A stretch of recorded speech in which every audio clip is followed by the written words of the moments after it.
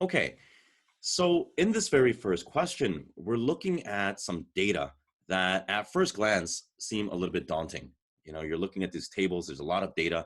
There are these things called p-values, which hopefully you remember from when we discussed chi-squared as well as t-tests, and in this case, the analysis of variance tests, ANOVA, which is nice because we've talked about that.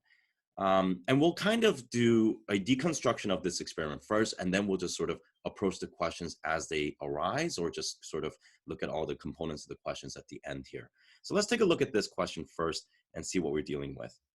So here we're looking at the effect of an insecticide. Okay, we're looking at the effect of an insecticide on plant growth. So presumably we're thinking that the application of insecticides are going to help plants grow because insects are typically going to harm plants. And we used 20 test plots, and we used Haplopappus sclerosis shrubs, which apparently are the plants, and they're pollinated by certain species of insects and is also eaten by other species of insects. So the insecticide presumably is going to attack the species of insects that are consuming the actual plant. Now, what they did was they applied water spray on 10 plots, and then in the other 10 plots, they sprayed it with insecticide. And I think the insecticide would have been dissolved in water anyway. So again, we have a nice control there as we're looking at this experimental design. And then what we're doing is we're looking at the plant parts or the life stages on each plot. So let's actually dive right into this table and see how we should sort of analyze this table. Because one of the things that I would mention here is to sort of think of each one of these stages, being sequential, 1, 2, 3, and 4. And for instance, if we look at the water spray or the control treatment, we start off with 8,220 flowers. And what we're saying is that of those 8,220 flowers, the number of immature seeds that are produced are going to be 2,440. Now, this actually links to life stages a little bit better, because the next transition is from the immature seeds to that mature seeds. And that's going to be out of 2,440, only 60 that actually make it to that mature seed stage. So at each one of these stages, we're losing sort of the potential and losing out on a lot of these organisms that could have moved on to the next stage, but they're not, presumably because they're being attacked by insects, eaten by insects, and so forth. And then, of course, as you probably know, seedling is actually the very first growth of that plant. So the seed will germinate, and then it will start producing some of these shoots in the roots, and we call that a seedling. And you'll see that there's a substantial drop from 60 to 1.4 in that control variable. And if we move on to the insecticide spray, what we'll notice is that there's still drastic drops here from flowering to seed formation. Not as drastic of a drop here between seed formation and seed maturation, and we'll talk about that later because it is part of the question. And then we also, again, have a substantial drop in that 1200 to 33.1. And of course, these are all average values, or these are mean density values. So there are going to have these standard errors, which again, allow us to perform that statistical analysis. And one of the things that I'll draw your attention to is this p-value here. Remember that when you establish a null hypothesis in an experiment like this, the null should indicate that the control is going to be the same as the treatment, in this case, the treatment being insecticide. And when you have a null hypothesis like this, and you have a p-value that's greater than, and hopefully you'll remember that this is a greater than sign, greater than, then what that leads us to do is to, not lead us to do, but it really doesn't allow us to reject the null. So we fail to reject the null here in the case of p-values greater than 0.05. So what that means is, in this very first line where we're looking at the flower density difference, we're saying that there really is no difference here between the two treatment groups here, the control and the treatment group. And the same thing could be said about the second stage here, the immature seeds. The number of immature seeds seems to be roughly similar with again, a p-value of greater than 0.05. Whereas when we move on to the mature seeds, that next stage, we actually have a very low p-value, a p-value of less than 0.001, which then allow us to reject the null and say that these two values of 60 and 1200 do not equal to one another at a statistical level. And I would argue the same thing for the very last part. Now, one of the things that we have to note here, and I guess this may come a little bit from ecology, but when you look at organisms going through their life stages, This type of drastic decrease from one stage to the next is not that uncommon. I mean, you look at a fish that can lay, 20,000 eggs, of which maybe about 100 to 200 fish might actually survive till reproduction. So nature is brutal, and we're sort of seeing that. And of course, with insecticide spray, we're sort of alleviating that. And I think that's what we're looking at here. Okay, so how does this relate to the graph that we see here? In this graph, we're looking at basically the values that we've just assessed being plotted on this particular logarithmic scale graph. And that's one of the questions, so we'll talk about that in a bit too.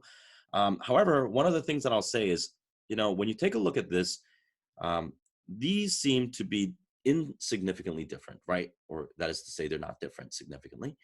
And if I remember correctly, the immature seed stage right here, we're not supposed to be different, but you see that the graph appears to be different. So I believe one of these plots may be incorrectly plotted. And I think that was also one of the questions. So we'll get back to that.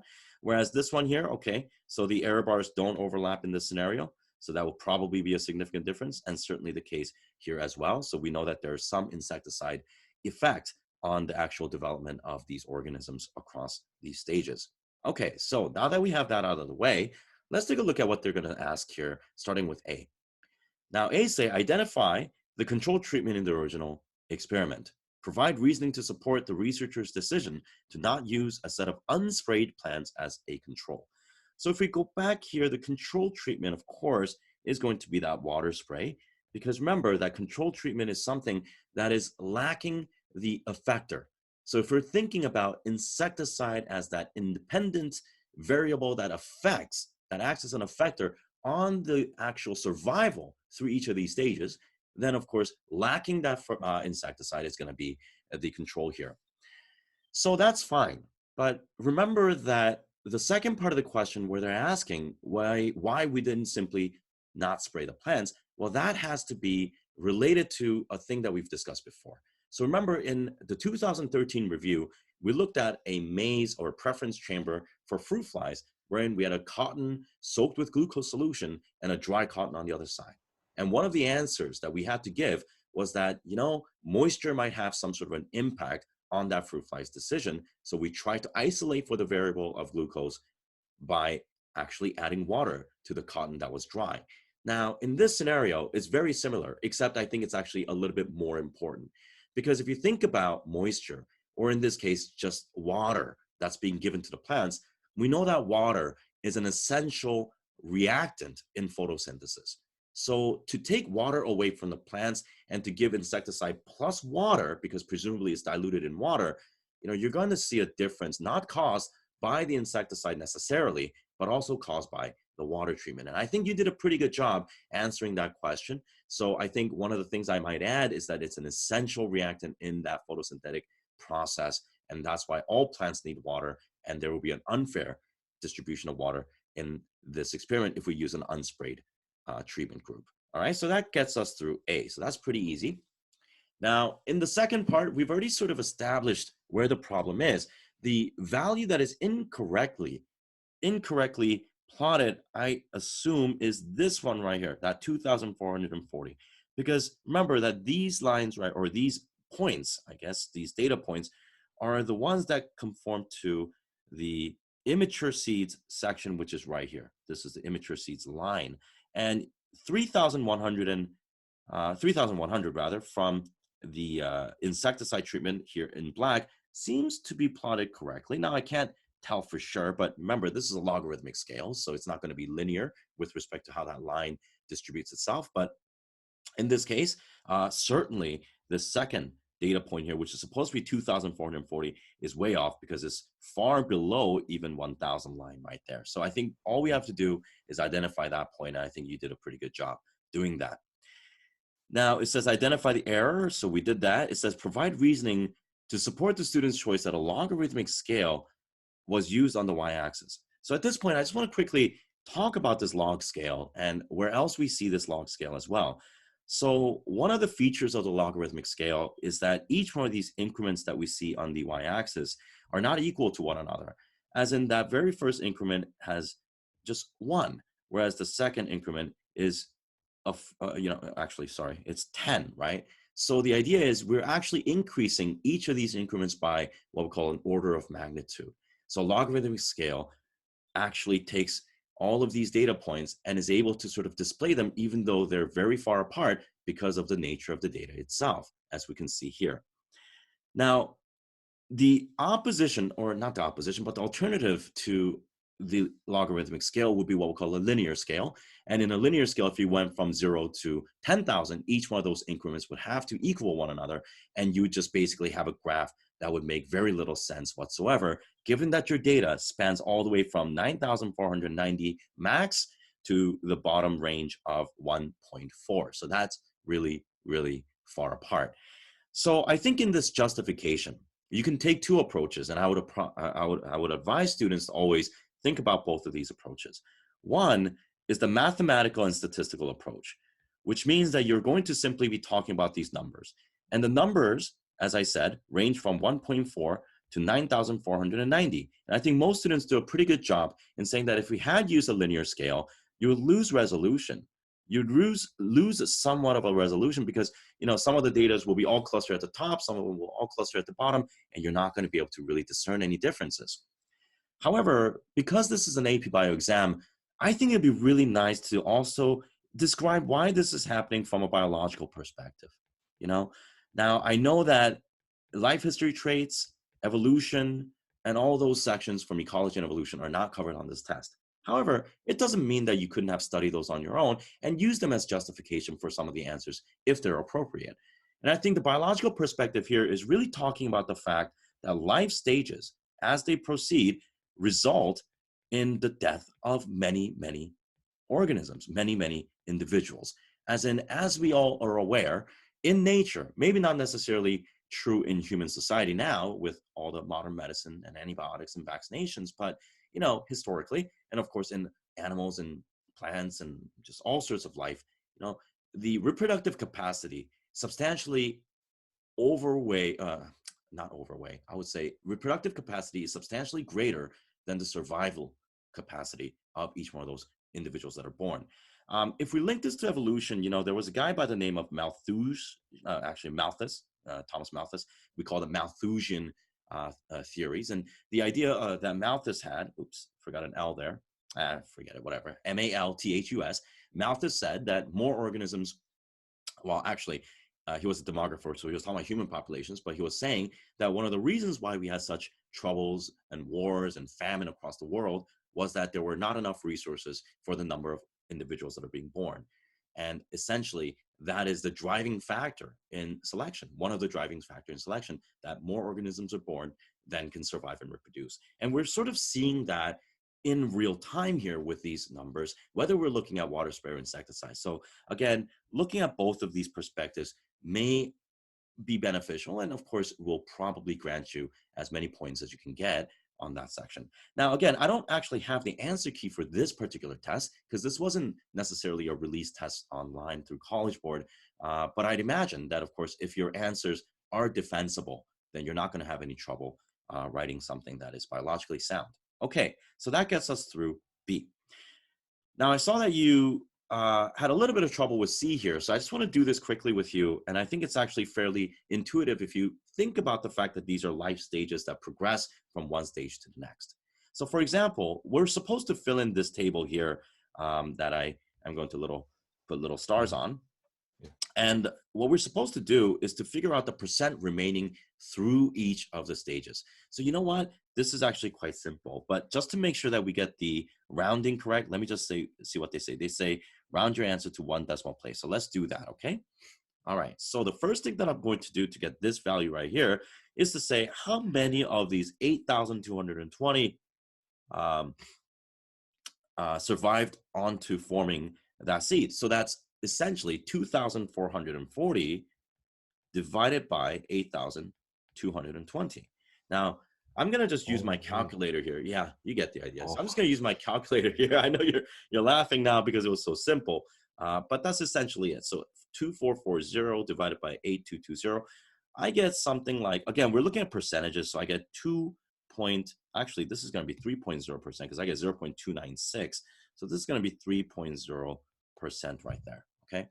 Now, the next one is really going to be 60 divided by 2440, right? It doesn't make sense to do 60 divided by 8,220 because we're looking at each of the stages, one stage to the next. So if I do 60 divided by 2440, I get, let's see, I'm going to say 2.5% here. All right, so I get 0.2459. So 2.5 sounds okay.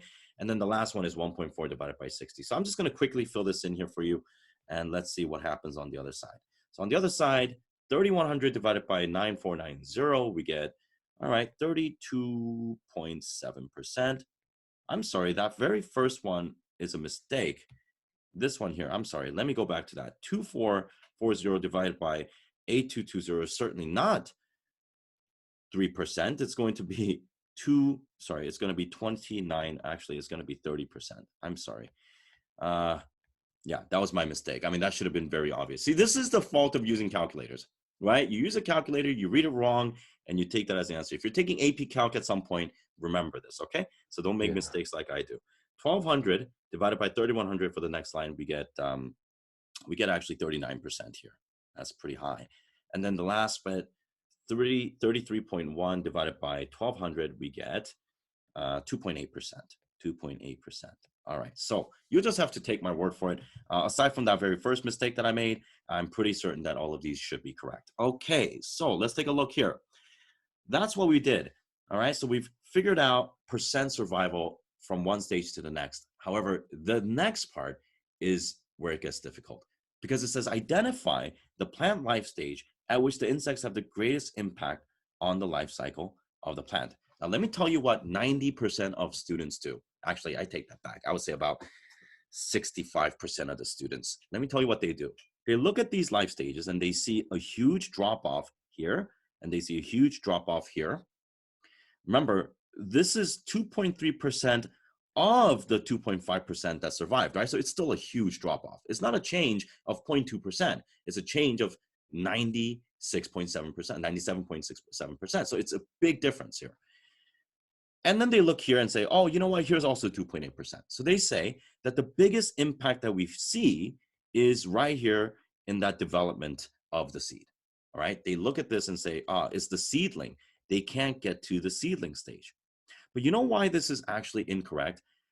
Because we're looking at what the effect of the insecticide was in this experiment, and we're looking at where does the insecticide, at what stage does the insecticide have the greatest impact? And you know what? When you think about it that way, it's got to be right here, seed maturation. Because if you look at the numbers, without the insecticide, you have a 2.5% survivability. And with the insecticide, you have a 39% survival. So where the insecticide is actually having an impact is from that immature seed to that mature seed, or what we call seed maturation stage, and not seedling development.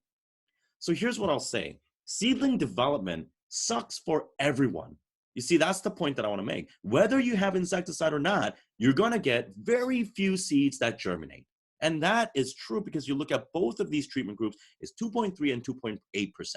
Big whoa, you know, maybe you have a little better survivability, but look, these are both really bad numbers. Insecticide is not helping you here whatsoever. Where insecticide is helping you is from the immature seed to the mature seed, you see a huge increase in the number that's surviving.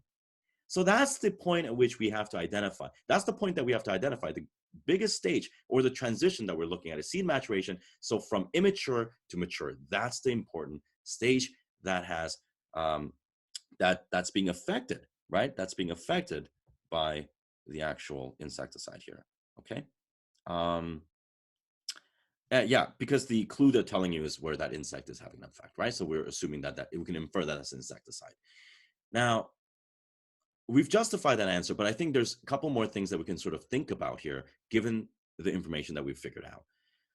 It seems to me that the insect that we're trying to inhibit or trying to kill with our insecticide attacks immature seeds, right? So they probably crawl up to the flowers, and as the seeds are starting to mature, those are the seeds that they're eating. So perhaps the insects are granivores. So as you can imagine from the name, the granivores are eating those seeds, and they're eating them at that immature stage. But it seems to me that once the seeds actually mature, the seeds themselves would have a thicker seed coat, probably has a little bit more protection, and the insects are really not going to have as tremendous of an impact. So they're really preying on that immature seed as herbivores. And in fact, that's the last part here. Describe the relationship. We're looking at herbivory as the main relationship here. And of course, this would mean that you have a minus for the plant and a plus for the insect. And that's the type of ecological or community-based relationship that we're looking at, though I don't think something like this will come out on the exam, as you're not responsible for ecology. Okay, so that's C. And that's actually the best part of this question. You know, this question is not necessarily tricky. I think this life history stage and looking at, deciphering the difference between where everyone drops off and where insecticide have an impact, that's probably the best part of this question. The last part of this question is not bad either. It says, in a second experiment, researchers used a different insecticide that affects a different group of insects. In this treatment, the number of seeds formed was greatly reduced compared to the control. Now, based on this observation, describe the most likely interaction between the affected insect and, I sort of had an eraser accident right there, so we lost a little bit of text, but you get the idea of what they're asking. You've approached this question from a fairly interesting perspective. I forgot what you said. I literally read it about half an hour ago, but Eric, do you remember what you said for this answer? Yeah, I said like it affects the other, like maybe it targets the wrong type of insect. Oh, right. Okay, that's right. That's right. So, I think that type of justification is kind of focusing too much on human error, right? Because that would be human error, Okay. Incorrectly choosing the insecticide. So we're looking for something that's a little bit more biological in nature. And it's actually a rather simple question, even though we haven't done ecology. What I'll say is that in this scenario, as they say, inhibiting insects. Oh, I don't know why I'm doing that. Okay. So no insect is bad, and having some insect presence is good. So you know what this is? This is a mutualism or commensalism. Mutualism or commensalism. And the reason why I'm actually giving this mutualism or commensalism is that we know that the plants are benefiting from the presence of insects. We don't really know what's happening to the insects, right? We don't know if the insects are actually benefiting from being near the plant for one reason or the other. Pollinators, maybe, then there'll be mutualism, right? Pollinators, because actually they sort of preface this right here. They say that one insect is actually a pollinator right there, right? So that would be mutualism. But because they didn't specifically say that those were the insects that we're excluding, it could potentially commensalism, wherein the plants benefit, the insects just happen to be there. So at this point, I just want to give you a couple of interesting things that we know about plants and that we know from research that can help you sort of develop examples when you're giving justification for a question like this.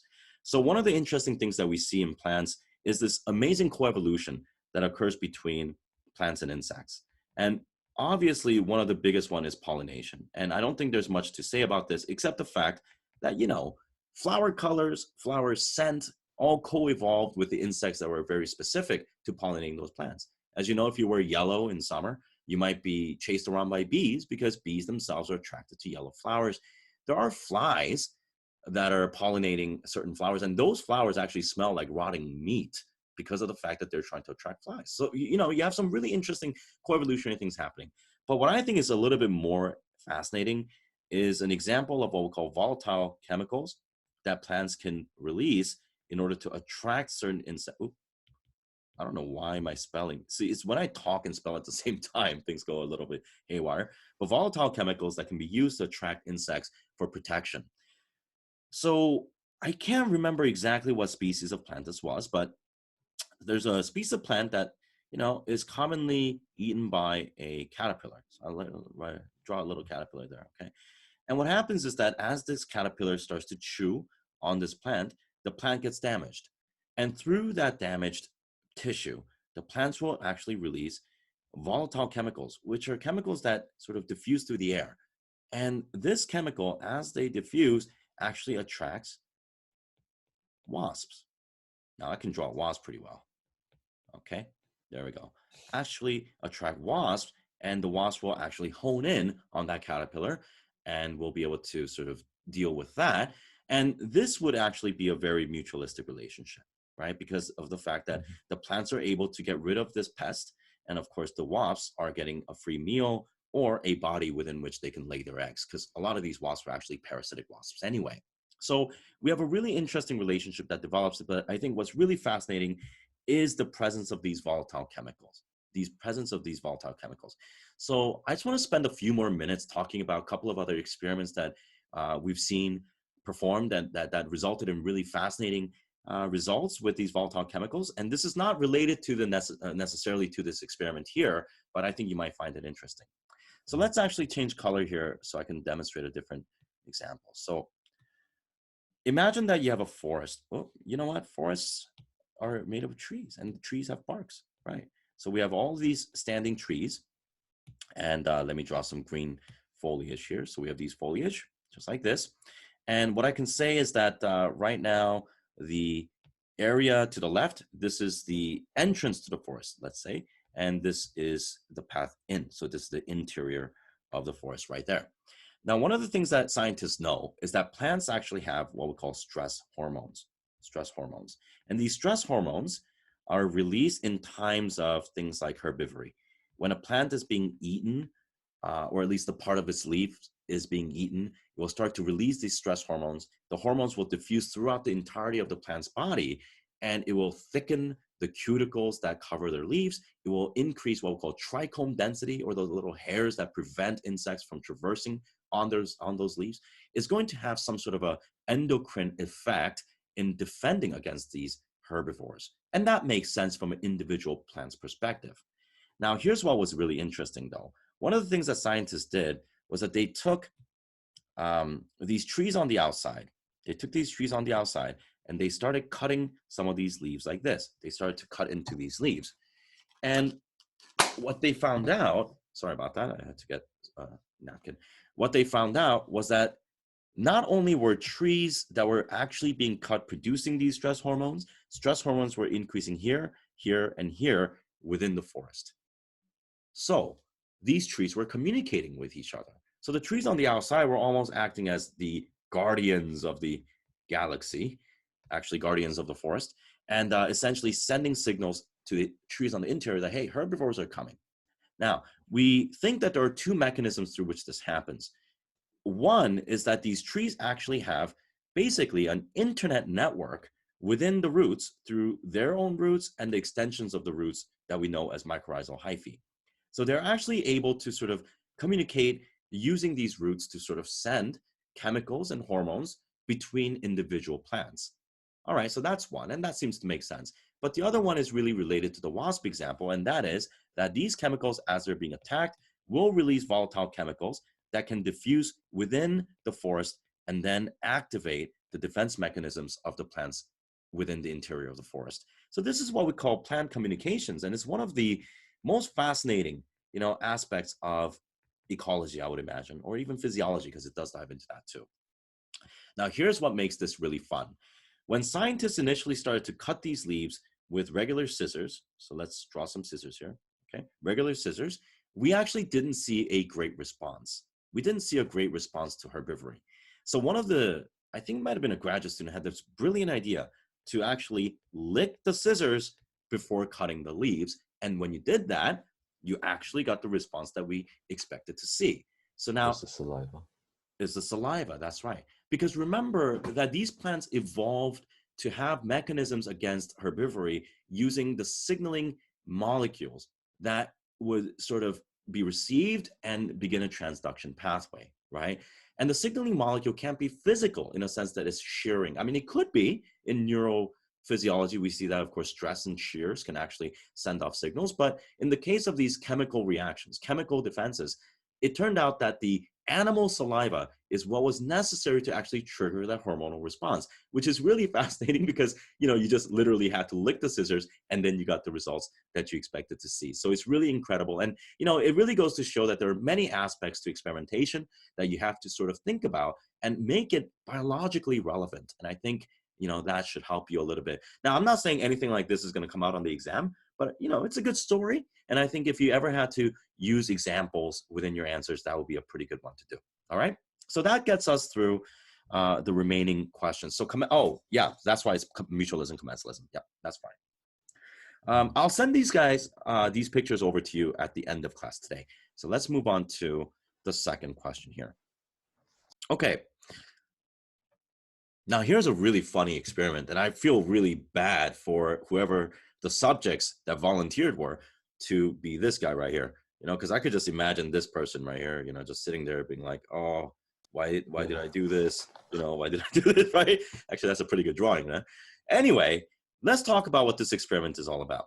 So, as you probably know, mosquitoes are really terrible organisms that are vectors for many, many diseases. The Anopheles mosquitoes for malaria, which we talk about in a little bit today.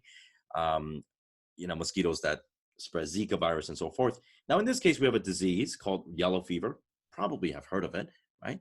And this yellow fever is transmitted by a vector mosquito called Aedes aegypti. I don't know if I'm actually saying that correctly. But what we know is that there are actually two forms of these mosquitoes, or two distinct populations, I think. And these populations can be divided into what we call the domestic form, which actually live near humans, because remember they say that these domestic form, right, are laying eggs near rainwater collected near humans. So domestic form is really using human environments as its sort of reproductive stage. And the forest form are simply going to use trees. So they're going to be, I would say, just nature. Now, I'm not saying that humans are not part of nature. I'm just saying it's not human society. It's going to be back in nature where these forest forms lay. And just to kind of talk about this experiment quickly, we have a choice chamber, just like what we saw with the teammates, just like what we saw with the the petri dishes. But in this case, we're actually looking at a fairly interesting experimental design wherein we have these two holes. You stick your hand in, and on the other side you have a guinea pig, and you allow the flies to bite. And and then we developed a data point for that. So what we see is that when we run this experiment with the domestic form, they more likely prefer human host. And they actually say that because remember, a positive value indicates a preference for human host. And then of course, with the domestic form, the forest form, they actually prefer the guinea pig.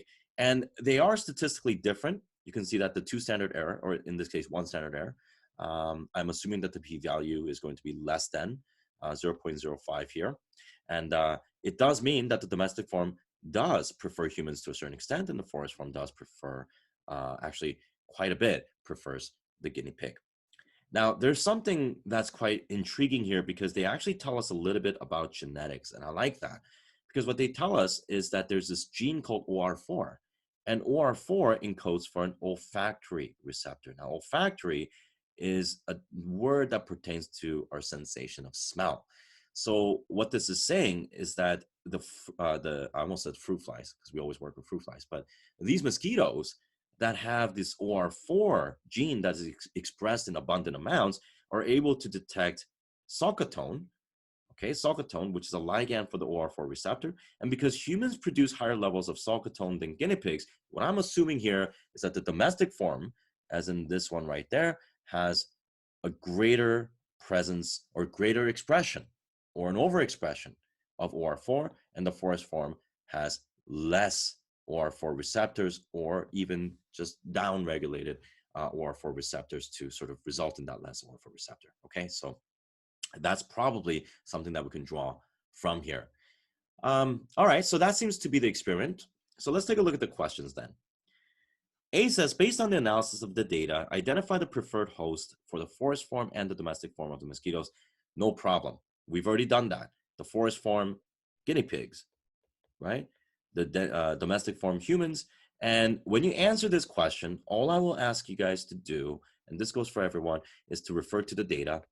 And I think you did that, right? I would say, look, according to figure 2, the human the domestic form, had a preference index of 0.25 or approximately 0.25 with a positive value indicating human preference and so on. So you can definitely refer to the data points. And I think that's what they want you to do in these deconstruction questions.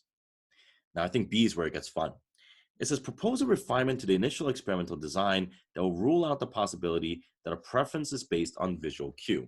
Now, once again, without an answer key, I'm going to say that, as long as it's defensible, as long as your answer really does isolate for, in this case, probably sulcatone, as opposed to a hand shape or a furry thing. Maybe they really like, forest form really like cute fuzzy things.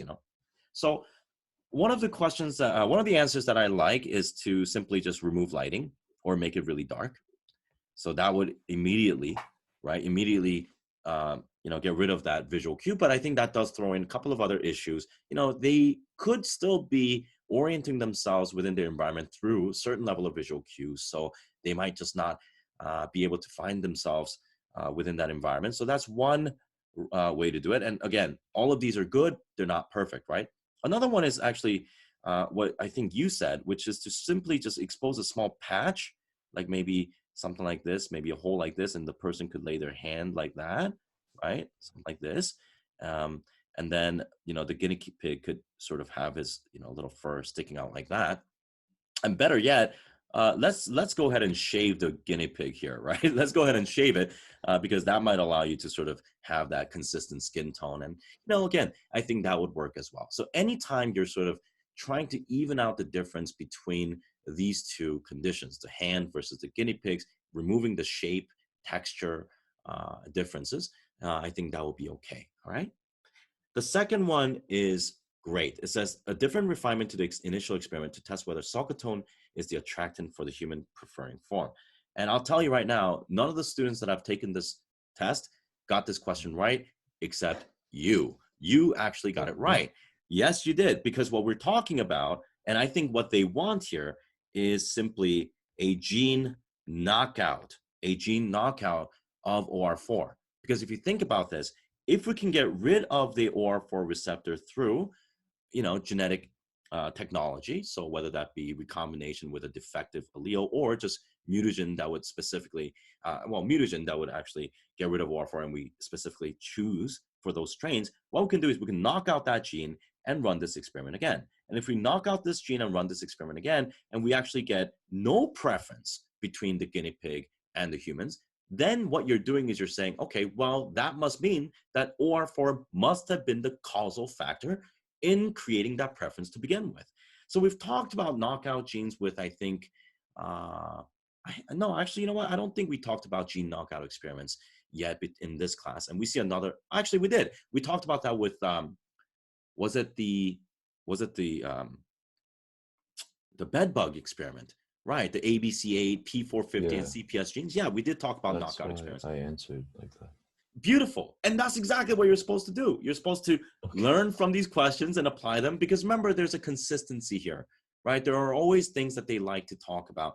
And, I'm going to say that the fact that they gave you this identification of the gene right here that encodes for this, the only reason they're giving you this, and not the only reason, but one of the main reasons that they're giving you this is sort of setting you up for this gene knockout experiment. So you did it very well, and I think that's what you need to do here, okay? Now, if you couldn't come up with a knockout, what you could probably say is, look, we can sort of spray sulcatone on guinea pigs, or some students have said, hey, why don't we just cover the hand with a glove that may not allow sulcatone to escape? To be honest, I think they would have given you some points for answers like that, but to get that very perfect answer, I think knockout experiment is going to be awesome. All right. Okay, so let's take a look at C and see what they're asking here. It says, what should happen with these mutations? So the first mutation is the removal of the intracellular domain of a receptor protein.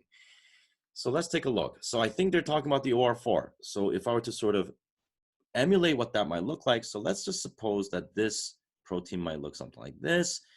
All right, here's a phospholipid bilayer. And just to demonstrate what this is representing, so we have the phospholipid bilayer like that, okay? Now, remember that proteins that are embedded into the membrane are always going to have, I would say, 3 different regions. The first region here is going to be the extracellular region, and this is the region that should bind to the ligand, so it will have the ligand binding site. Now, given that it's a receptor. And then we have what we call an intracellular region, which is going to be on the other side. And remember, this is a type of a embedded protein that we call transmembrane proteins, by the way, right? Transmembrane. And you know what? I'm just going to actually draw this line right here, because this line represents the point at which we actually have the embedded portion of that protein. And one of the things that I really want you guys to think about here is that the way that the amino acids are going to present themselves on these proteins is that the exterior amino acids here that I'm drawing in blue are going to be water soluble. The exterior portion of the extracellular portion are going to be water soluble, whereas the inner portions here where that's embedded, I'm going to draw that in yellow, these are going to be hydrophobic amino acids. So things like valine, alanine, and so forth, these are all going to be hydrophobic amino acids. And I think that's something to keep in mind.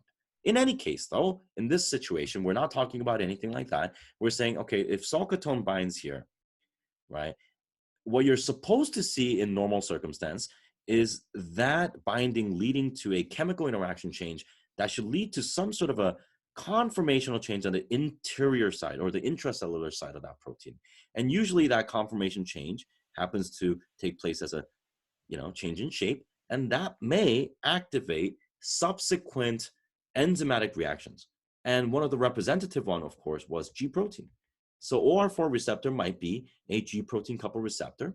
But remember, if there's a mutation here, what we're going to see is that this message is not going to be conveyed to the downstream signaling mechanisms, which means that the OR4 will not work, OR4 receptor will not work properly, and we will not be able to detect sulcotone. And as a result, they will not be able to differentiate humans from guinea pigs if that was in fact the reason why they have a preference. So explaining things about the conformational change, the tertiary structure changing, and how the form itself confers some sort of a function, and that function being the relay of information downstream, those are the keywords that you want to focus on. And remember, the answer key will be posted for you guys on the same folder as I always do on Tuesday, so you'll be able to have access to the terms that you may want to use specifically. Now, the second part is a little bit different. It says a mutation that results in a substitution of a small hydrophobic amino acid for another small hydrophobic amino acid in the ligand binding site of the receptor protein. So we're talking about an amino acid that's being replaced with another amino acid, except they're both in the hydrophobic group.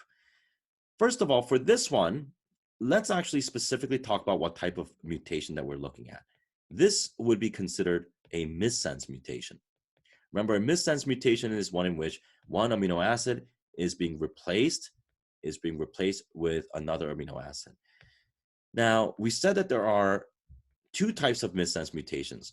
One that is considered to be conserved, which would allow things like polar to be replaced with another polar amino acid, or hydrophobic with another hydrophobic, and so forth. And that is in fact what we're seeing here. Now, just to throw it out there, the other will be non-conserved, and this would result in, let's say an acid turning into a hydrophobic and so forth. So that would be a lot more problematic, whereas conserved would be a little bit less problematic because remember, the chemical interactivity would be very similar. So in this case, because we're looking at a missense mutation that is conserved, in fact, we have a hydrophobic to hydrophobic, we could say that, yeah, there may be some decline in ligand specificity or ligand interaction with the receptor, but it's not necessarily going to be, completely non-functional. So it's probably not going to result in non-function. So hopefully what I'm writing here should make sense along with what I'm saying, because I'm just writing short forms here. But okay, so going back to here, we replace this one small hydrophobic with another hydrophobic. Yeah, this might be a little bit wobbly, but overall, the entire mechanism should still operate to a certain degree. I think that's what they wanted you to sort of focus on. Again, dealing with the idea of how form and function go hand in hand, and the form being determined by our chemical interactivity of the R groups and the backbones forming the secondary structures as well, of course. All right, now let's quickly go over D, and then we'll take a short break and come back and do the remaining questions fairly quickly here. In D, we're saying that these mosquitoes may be evolving into two different species, but it doesn't seem like they've evolved very far apart from one another because we're looking at potential post-zygotic isolating mechanisms. Now, once again, this is not on this exam, but I think you did listen to Hopkins's lecture during the evolution section, and we talked about Yeah. what we call prezygotic barriers, and we talk about postzygotic barriers, and they sort of happen as a result of a greater and greater divergence leading to sort of these postzygotic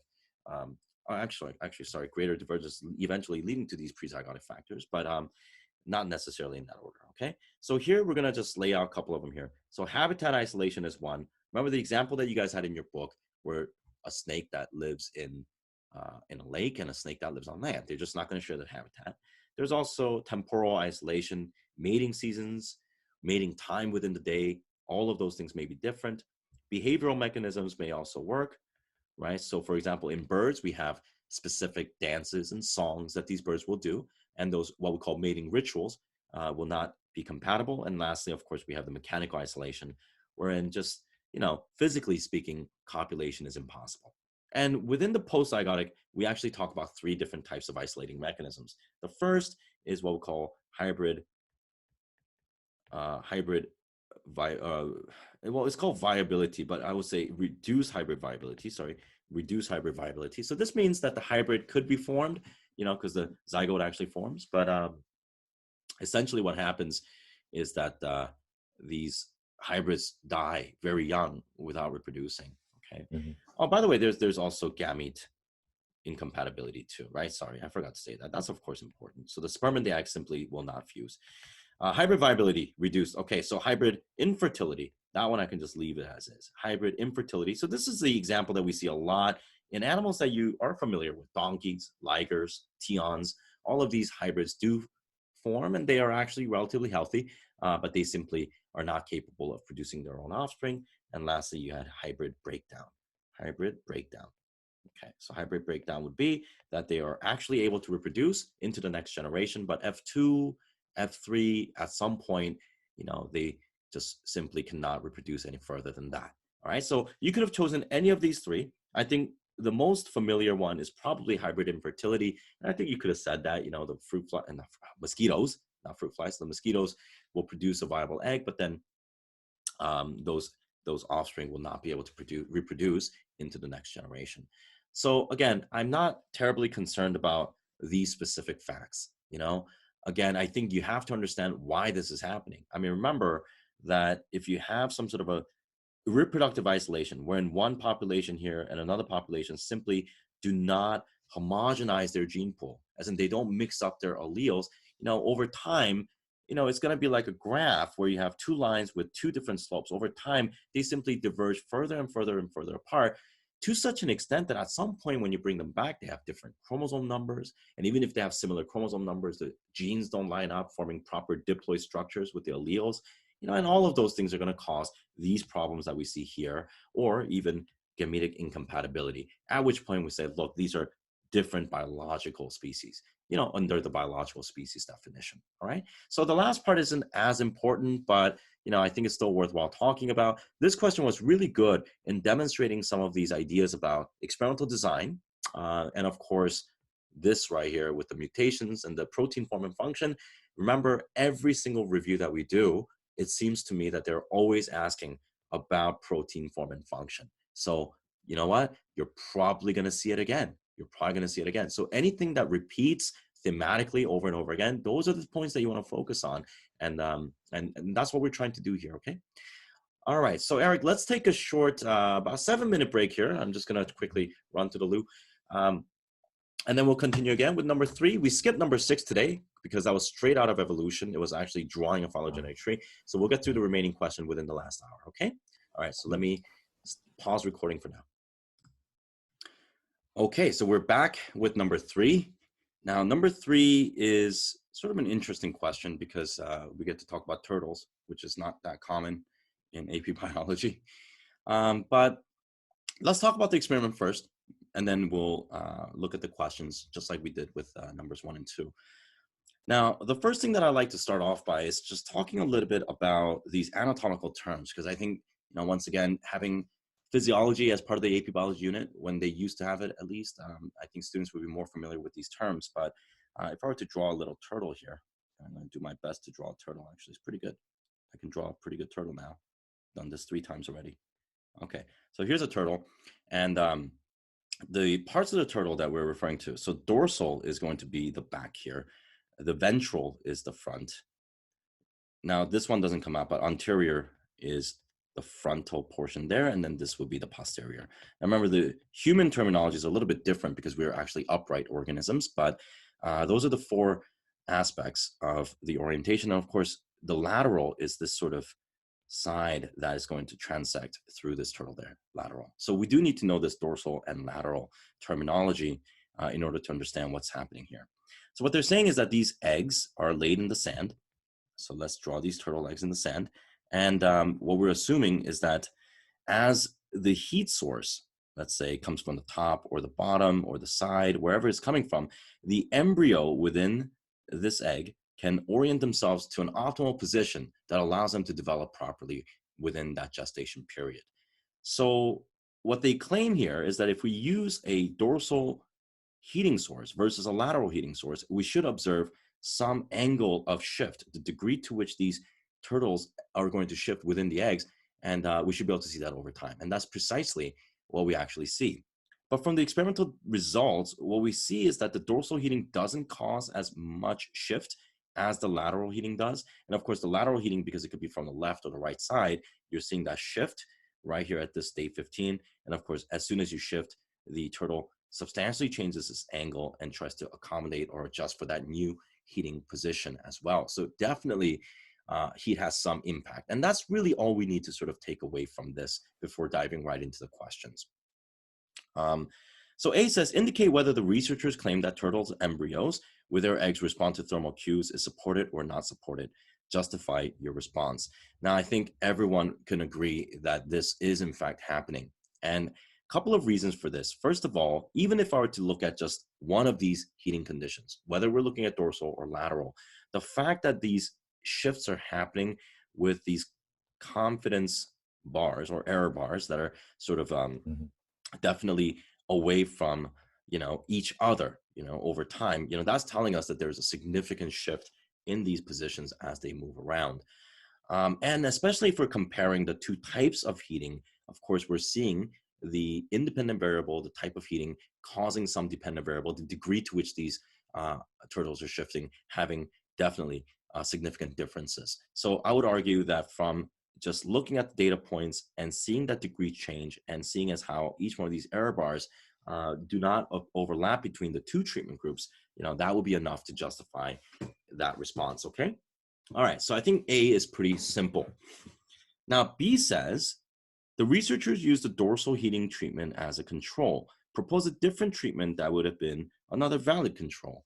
So I think in this case, the thing that they may have been looking for is, well, no heat, for example. If you don't produce any heat here, how would that actually affect the turtle positioning? Maybe they wouldn't move at all, or maybe they'll move very slightly. So I think no heat would have been a valid control. Some other students said, well, what if we just simply use lateral heating as control and dorsal heating as a treatment? I can see an argument being made there just because, we're under the presumption that majority of the heating is in fact coming from dorsal heating. Because obviously if they're buried in the sand, the sun is heating the sand that's coming up from the top.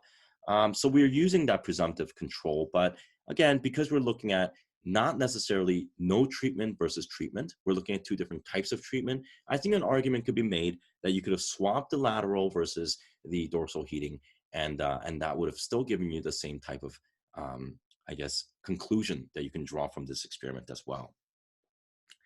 Now, the last one is pretty simple. We hypothesize that turtle embryos respond to thermal cues because that helps them develop more rapidly.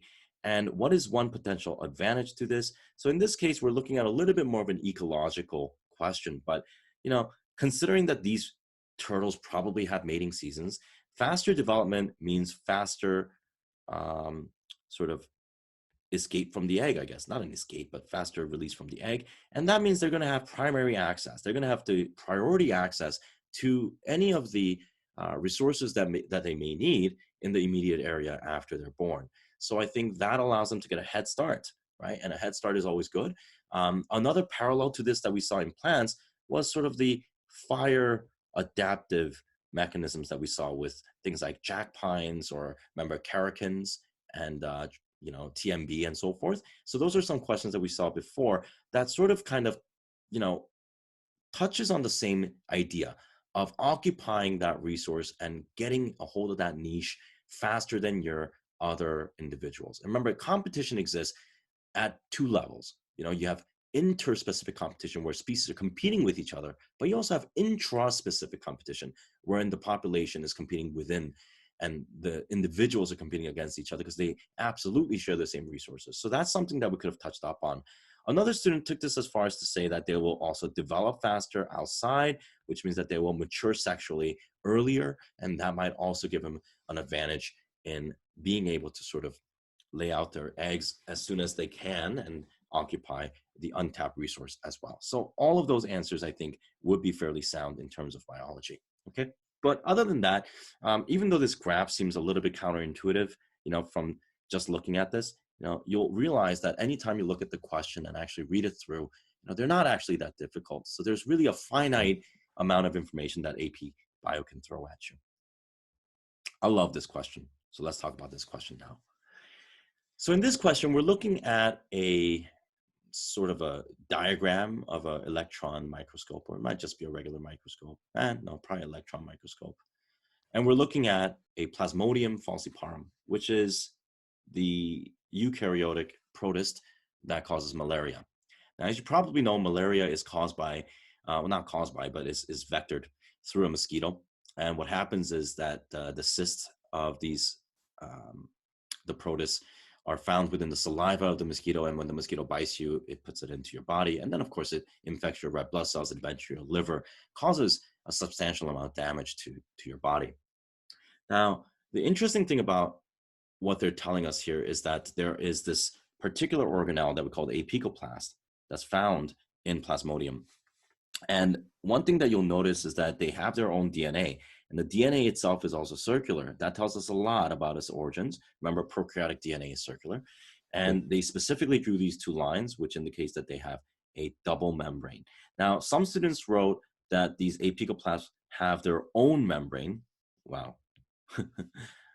Spelling, have their own membrane, but I think that's insufficient. I think we have to say that they have a double membrane, and that double membrane that's also found in the mitochondria, also found in chloroplasts, although not drawn here, are indicative of what we call that endosymbiosis theory. Endosymbiosis theory. And remember that endosymbiosis theory is evidenced by two major components. One is the presence of the prokaryotic DNA and prokaryotic ribosomes, as it turns out for this case. Okay, prokaryotic ribosomes, as well as the fact that you have a double membrane. Okay, so the DNA itself is fairly easy to consider here, but the double membrane, remember, is really drawing upon the idea of endocytosis, wherein the outer membrane is sort of the one that was bringing in that vacuole in that first place, leading to that double membrane. I don't think anyone has trouble with that at this point in the review. So endosymbiosis, very good. Now, what they say here is apicoplasts are actually important because they synthesize these precursor of molecules, biomolecules, that are required for the growth and reproduction of the parasite. So A is really just everything that we've talked about here on this top portion. It says, describe two pieces of evidence that a researcher could use to support the claim. And notice how even if you didn't know these two evidences off the top of your head, I mean, they're giving you that genome and they're giving you that double membrane. So really, all you have to do is describe the picture and you should be able to get that answer right. The second one I think is a little bit more fascinating. I think they did a really good job in presenting this question because what they're telling you here is that there's a drug called doxycycline, which treats malaria, but not only malaria, they also treat some bacterial infections. So right off the bat, this seems to be a little bit strange because of the fact that, again, malaria is a it's a protist, which is eukaryotic. Bacteria are prokaryotic. They have different mechanisms of work, yet this is a drug that can be applied to both. But they tell you why that's the case. They say doxycycline binds to the 30S ribosomal subunit and inhibits its function. Now, let me tell you a little bit about this 30S ribosomal subunit. So what they're talking about right now is the ribosomal differences between eukaryotic organisms and prokaryotic organisms. Now, in prokaryotic organisms, just like eukaryotic organisms, we have the large subunit and the small subunit. And we distinguish them by the their mass or their size to a certain extent by saying that this large subunit is what we call the 50s subunit, and the small subunit is what we call the 30s subunit. Now, when these things combine, you have, of course, a fully functional ribosome, and that is what we call the 70s. Now, the numbers don't add up because these are not referring to masses necessarily, but I believe they're referring to some sort of a like movement analysis that they do in inferring their size and their movement throughout a medium. Now, the eukaryotic ribosome, I just want to get this numbers right. So it's been years since I've taught this detailed level of biology, but eukaryotic ribosomes have a larger subunit, which we call the 40s subunit here for the small, 40s for the eukaryote, and then I think it's 60s. Okay, 60s, and these two actually combine to form what we call our 80s full unit of the ribosomes there. All right, so again, the numbers don't add up, but that's okay. So in this scenario, what we're assuming is that this prokaryotic 30s ribosomal subunit is really what's happening within the apicoplast right here. So that's that 30s subunit that's part of that apicoplast that's able to translate the proteins or these biological precursors that they mentioned that are eventually going to be sort of I guess modified into the substances that are required for growth and reproduction of Plasmodium. So in explaining this, I would argue that because apicoplasts have a prokaryotic origin, they have prokaryotic ribosomes, and those ribosomes include a 30s subunit. By inhibiting that 30s subunit function, you're removing the ability of apicoplast to translate its proteins. And by inhibiting the protein synthesis, the precursors of biomolecules that are necessary for the Plasmodium will be drastically down or reduced, and that will result in the death or sort of the inhibition of Plasmodium infection. So I think that's how you can go about doing this. I think it's a great question, all right? But I think you did pretty well on that question anyhow. All right, so let's move on to number 5 then. Number 5 and 7 I have on the same page. Number 5 is a great question that really uses some inferential knowledge from things like restriction enzymes and how those things work and how recombination works as well. First of all, let's talk about what we're seeing here. Remember, what we're looking at with this little p here is that this is a plasmid. And remember, plasmid is a very small circular piece of DNA that is commonly found within certain bacterial species.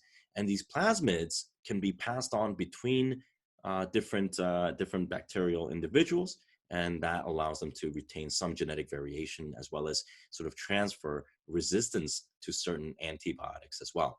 Now, in this particular plasmid, we're seeing resistance genes for tetracycline. So that's the TET resistance gene there. And then the kanamycin, which is another antibiotic, and we're seeing kanamycin resistance gene here as well.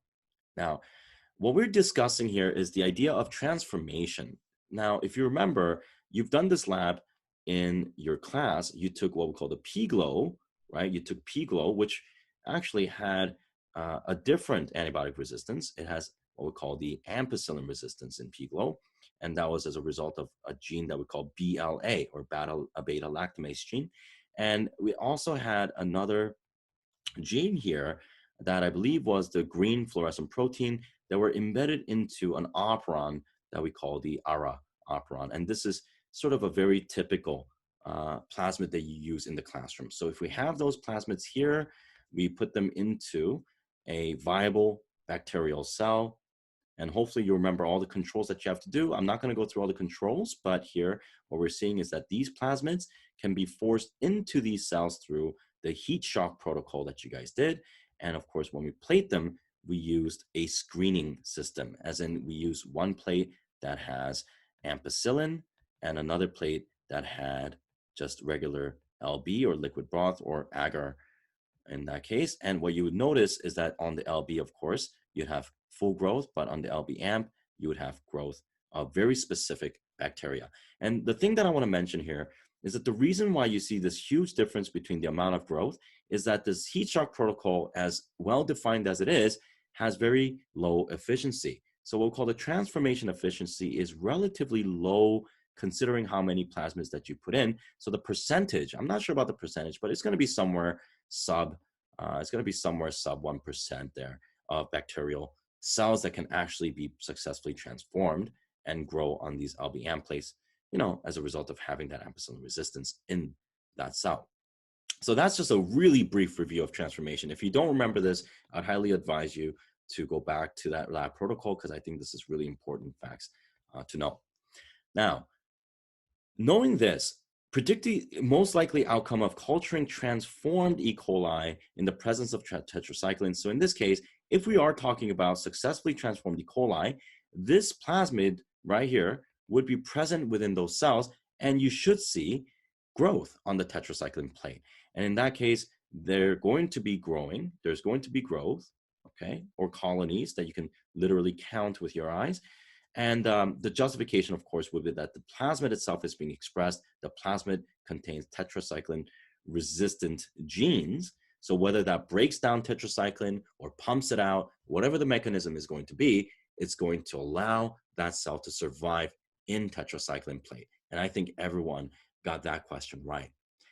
But this B is that tougher question that uses a little bit of inference to actually resolve. So let me tell you the answer first and tell you why they're asking this question.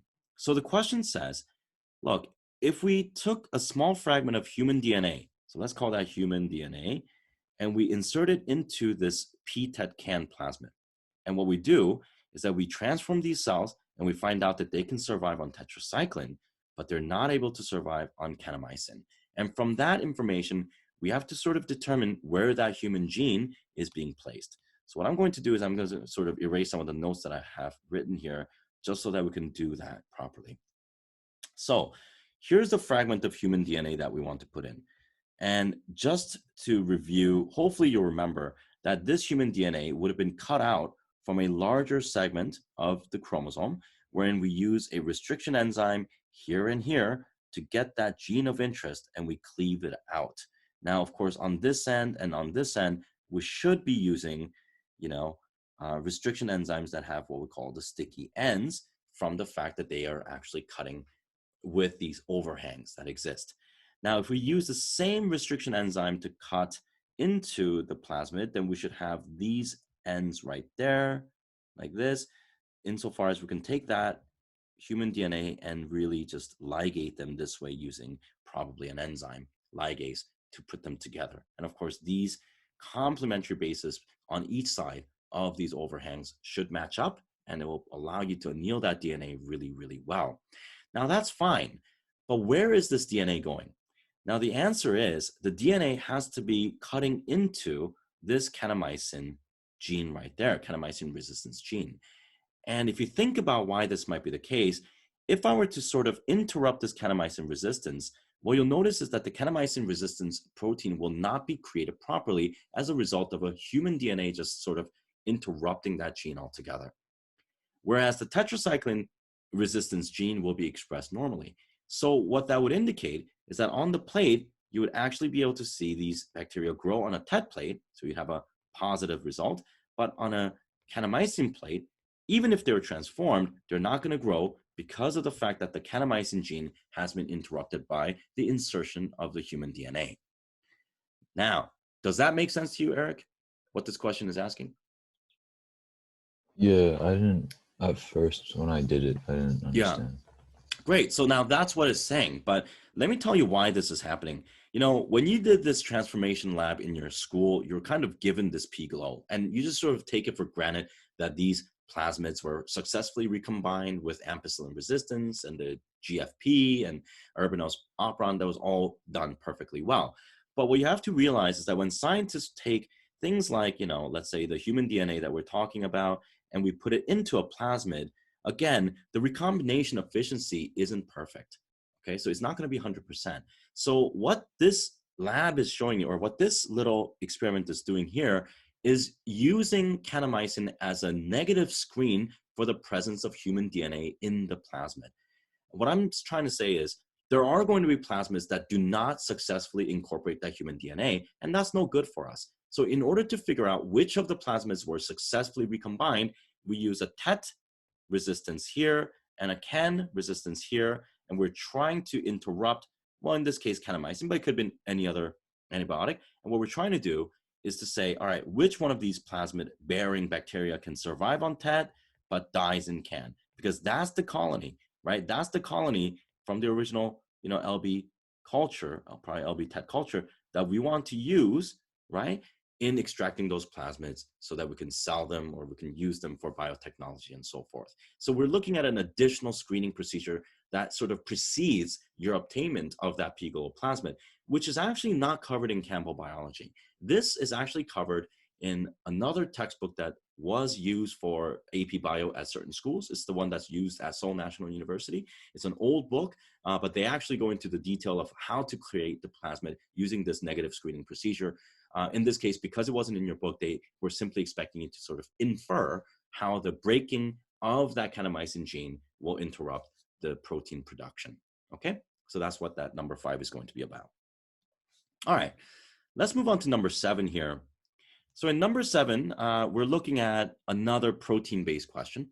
And what we're saying is, in rice, you have the seed that begins to mature, and what happens is that the initial sucrose is going to be broken down by sucrose synthase into, well, glucose. Well, technically, that's not entirely true, right? Remember, sucrose is a disaccharide that breaks down into glucose, of course, but the other is going to be the fructose. Now, we're kind of ignoring the fructose here, but what we're saying is that we're going to take those glucose molecules and use another enzyme called starch synthase to link them together in forming starch. Yeah, exactly. Now, what they tell us is that starch synthase has an optimal range of 27 to 30 degrees Celsius, whereas the sucrose synthase has 30 to 35 degrees Celsius here, and that's fine. They're operating at different temperatures. There is an overlap at about 30 where they're both going to be optimal.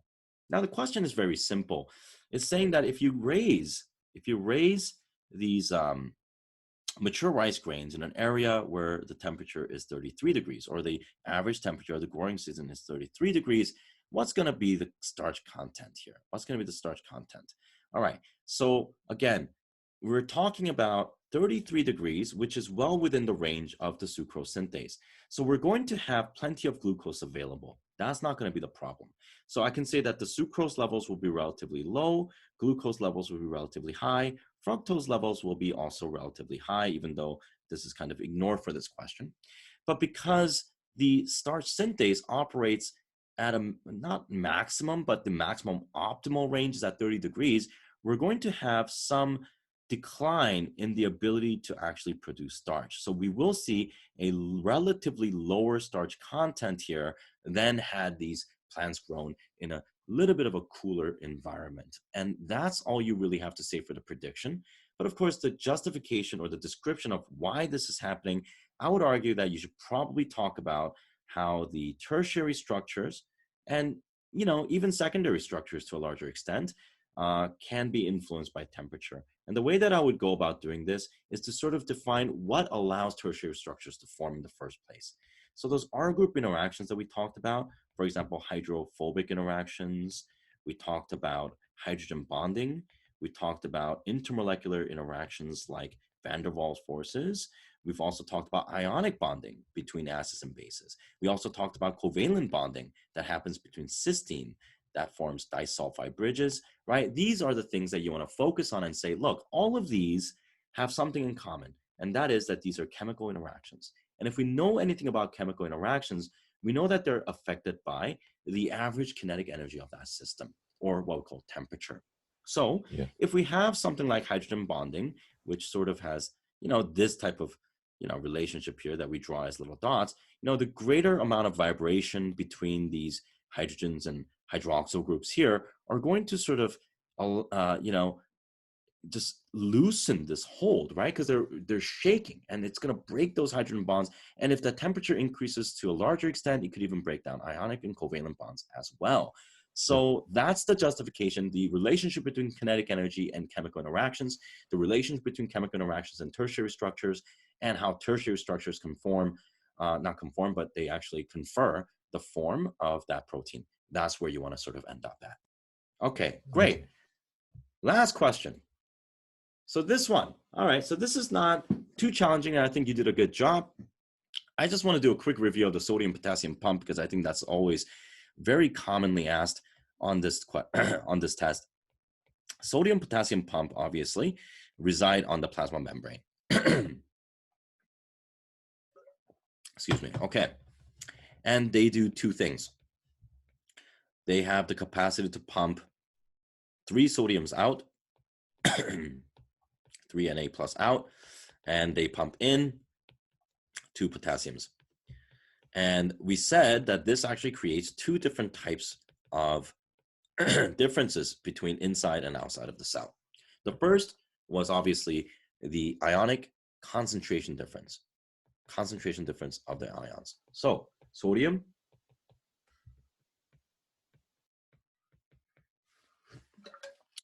large on the outside, low on the inside. Potassium low on the inside, low on the outside, high on the inside. And this was really what was being used to drive the action potential. You know, sodium channels open, sodium floods in, makes that cell really positive, and then the potassium starts to go out and then just returns it to negative. And that's that second part, right? The electric potential that you have is going to be slightly positive on the outside, slightly negative on the inside. This is usually around negative 65 millivolts. That's the resting membrane potential that we see. We're really focusing only on this portion here, though, the sodium concentration. So let's go back to this drawing and see what we're looking at. So here, this is the area through which food is moving through the intestinal tract. So this is what we call the intestinal lumen. We're looking at the villi cells. The overall cells are called the villi cells. These are the microvilli projections that these cells create to increase that surface area. You hit up on that in your answer. That's very good. And that allows for a lot of these proteins to actually exist and absorb a lot of substances within a very short period of time. Now, the sodium-potassium pump is always operating in the background, reducing the sodium concentration to very low inside here. Presumably, the sodium concentration is going to be higher here. And what we're using is what we call a symporter, which is very similar to the proton sucrose co-transporter you saw in chapter 7, where you talk about cell membranes. And the idea here is that you're not going to be using ATP actively to pump glucose in, but rather using the concentration differential, the gradient that you've already established through something that was already working in the background. And as that sodium falls in, that energy is going to be used to symport or co-transport glucose in. Now, the important thing to note here is that we're not trying to accumulate glucose into the cell, because if we were, then we would have another symporter on the left side, but we don't. What we want is to have this glucose pass through and eventually enter the vessels on the left side. So in order to do that, we can't use a symporter on the left side. Rather, we're using a GLUT2 transporter, which presumably is going to be using ATP to pump that glucose out into the vessels. All right, presumably. Now, that may not be the case. I don't know. They don't tell us more about GLUT2. Again, I'm not a metabolism expert, but again, if it is going to be some sort of a channel transport, then we're assuming that the glucose levels are going to be fairly low in the vessels to allow for that natural diffusion to occur. But whatever the case is, we're making a throughput system where glucose comes in through the sodium glucose transporter, and then going through this GLUT2 transporter. So the direct source of energy used to move glucose into the epithelial cell is going to be that sodium gradient, right? The diffusion gradient of sodium concentration. And you can sort of talk about why this happens as a result of the sodium-potassium pump. Now, how does this maximize glucose absorption from the intestinal lumen to the epithelial cells and then from the cells to the blood? Well, I would say that it's really talking about efficiency, the maximization efficiency in terms of, already having that sodium concentration available for you because it's always happening anyway. So then that allows for glucose to easily move in. And that's something that we've already discussed. And by using this GLUT2, whether it uses ATP or differential gradients, it's going to sufficiently take that glucose and quickly move it into the blood vessels in a unidirectional way. And I think, they're not asking for much here. When you look at the actual exam, you have maybe about 5 lines, about 6-7 lines here. So, once you sort of, you can sort of describe and explain at the same time. And I think that should be sufficient. And the answer that you've given on your Google Docs, I think was enough to get the perfect score on this question. So I'm not terribly concerned about that. All right. Okay.